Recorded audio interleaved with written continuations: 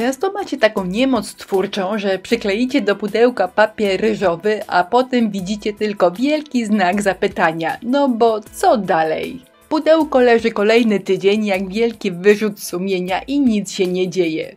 No właśnie, i tutaj tak się zdarzyło, że papier ryżowy był przepiękny. Przykleiłam go w 2 minuty i co dalej? No bo ten papier robi robotę, na nim mnóstwo się dzieje.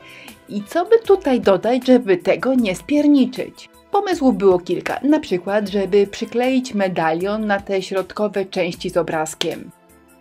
Przymierzałam także delikatne tekturowe śnieżynki, pomalowałam na biało, posypałam brokatem, no i też mi nie pasowały.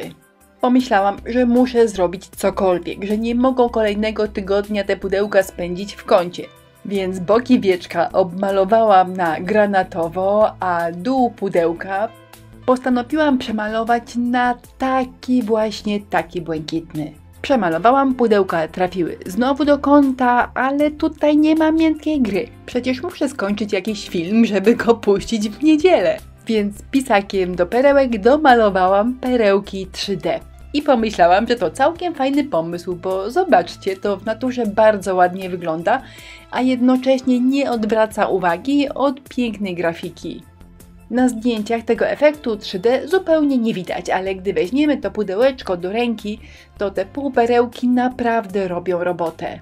No i nie trzeba się starać, żeby te perełki były identyczne. Każda jest innej wielkości, a zobaczcie, naprawdę fajnie to wygląda. No i teraz to już wiedziałam, jak wszystko skończę. To był moment. W 2 godziny pudełko było gotowe. Po pierwsze, przykleiłam taką fantastyczną włóczkę. Możecie ją dostać u nas w sklepie. Wygląda jak futerko. Dokleiłam klejem na gorąco perełki i właściwie pudełko gotowe. Zastanawiałam się jeszcze dodawać jakąś kokardkę czy nie, ale skoro ma być na bogato, to dodam. Aha, i jeszcze tutaj na dole, ale tylko na tym większym pudełku zrobiłam półperełki, bo myślę, że w tej chwili całość jest i tak bardzo bogata i cudów na dole już nie trzeba było robić. Choć oczywiście zastanawiałam się, czy jakiegoś szablonu na dole nie odbić, ale myślę, że nie potrzeba. A jak myślicie? Ostatecznie moje wyleżakowane w kącie świąteczne pudełka prezentują się tak. To malutkie, na dole w ogóle nic nie ma, natomiast to większe ma jeszcze domalowane półperełki.